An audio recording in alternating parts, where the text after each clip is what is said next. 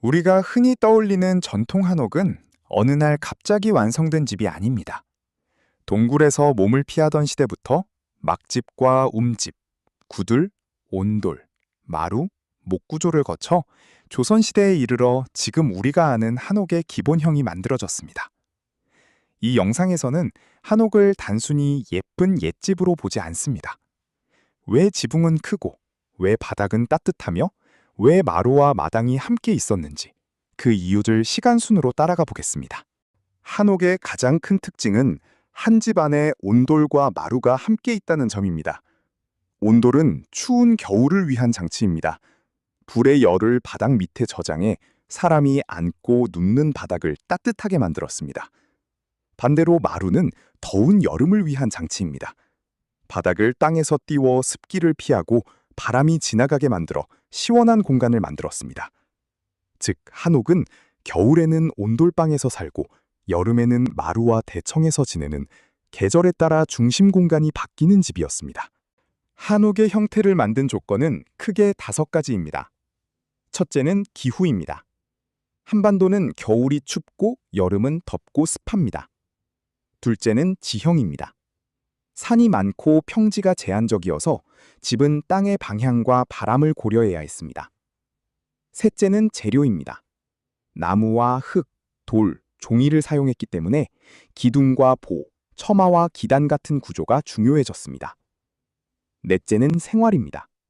농사를 짓고 곡식을 저장하고 손님을 맞고 제사를 지내야 했습니다. 다섯째는 사회 질서입니다. 조선시대에는 가족, 신분, 성별, 의례의 질서가 집의 공간 배치에 반영되었습니다.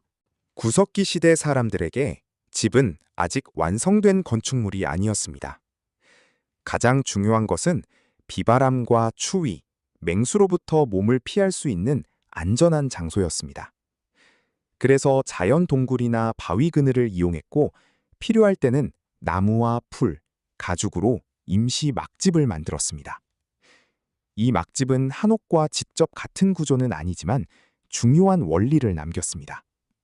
바로 뼈대를 세우고 그 위에 덮개를 씌워 내부 공간을 보호한다는 원리입니다. 한옥의 목구조와 지붕도 결국 이 오래된 질문에서 출발합니다. 사람이 어떻게 바깥 환경으로부터 몸을 지킬 것인가? 입니다. 신석기 시대가 되면 사람들은 한 곳에 더 오래 머물기 시작합니다. 농경이 시작되고 정착 생활이 중요해지면서 땅을 파서 만든 움집이 등장합니다. 움집은 바닥을 낮춰 바람을 줄이고 땅의 일정한 온도를 이용할 수 있었습니다. 이제 사람은 자연 동굴이 아니라 직접 내부 공간을 만들기 시작한 것입니다. 집 안에는 화덕이 놓였습니다. 이 화덕은 음식을 익히고 빛을 만들고 추위를 줄이는 중심 장치였습니다. 아직 온돌은 아니지만 불이 집안 생활의 중심이 되는 전통은 여기서 시작됩니다. 청동기 시대에는 집의 형태가 더 길고 넓어집니다. 원형에 가까웠던 집은 점차 장방형, 즉 긴 네모골 구조로 바뀌기 시작했습니다. 이 변화는 매우 중요합니다. 가족이 늘고 농사도구와 곡식을 저장해야 하며 잠자는 공간과 작업 공간도 나눠야 했기 때문입니다. 기둥구멍도 뚜렷하게 나타납니다. 기둥은 지붕을 안정적으로 받치고 내부 공간을 규칙적으로 나누게 해줍니다. 훗날 한옥의 칸 개념과 목구조적 사고는 이런 변화 위에서 발전했습니다. 한옥 발전사에서 가장 중요한 변화 중 하나는 불을 다루는 방식의 변화입니다. 처음에는 집안 중앙의 화덕에서 불을 피웠지만 연기와 재가 문제였습니다. 시간이 지나면서 불은 벽 쪽이나 부엌 쪽으로 이동했고 부뚜막이 만들어졌습니다. 그리고 이 불의 열과 연기를 바닥 밑으로 통과시키는 구둘이 등장합니다. 구둘의 핵심은 열을 공기 중에 날려보내지 않고 돌과 흙으로 된 바닥에 저장하는 것입니다. 그래서 불을 끈 뒤에도 바닥이 오래 따뜻했습니다. 이것이 한국식 바닥 생활과 온돌방의 출발점입니다. 온돌은 한 시대에 갑자기 발명된 기술이 아닙니다. 먼저 신석기에는 중앙 화덕이 있었고 청동기 후기에는 난방용 화덕과 취사용 부뚜막이 나뉘기 시작했습니다. 원삼국에서 삼국 초기에 이르면 부뚜막식 화덕의 연도가 결합하면서 원시 구들이 나타납니다. 이후 삼국, 발해, 통일신라 시기에는 방 전체가 아니라 벽을 따라 일부만 데우는 쪽구들이 사용되었습니다. 그리고 고려 중기에서 조선 초에 걸쳐 방 전체를 데우는 전면 온돌이 확산됩니다. 조선 후기에는 추운 기후 변화와 함께 온돌이 전국적으로 널리 퍼지며 한옥의 핵심 구조가 되었습니다. 한옥의 구조는 벽이 집을 떠받치는 방식이 아닙니다. 나무 기둥과 보, 도리와 석가래가 힘을 나누어 받는 가구식 목구조입니다. 이 구조 덕분에 벽은 비교적 자유로워졌습니다. 문을 크게 내거나 창호를 바꾸거나 대청처럼 벽이 거의 없는 열린 공간을 만들 수 있었습니다. 또 기와지붕은 무겁지만 비와 눈을 잘 흘려보내고 내구성이 좋았습니다. 그래서 무거운 지붕을 안정적으로 받치기 위해 기둥과 보, 석가래 구조가 더욱 정교해졌습니다. 한옥의 아름다운 지붕선은 단순한 장식이 아니라 구조와 기능이 만들어낸 결과입니다. 고려시대에는 온돌과 마루가 점점 더 넓게 결합해 갑니다. 온돌방은 닫힌 공간일수록 열을 잘 보존합니다. 그래서 겨울에는 문을 닫고 따뜻한 방 안에서 생활하는 방식이 발달했습니다.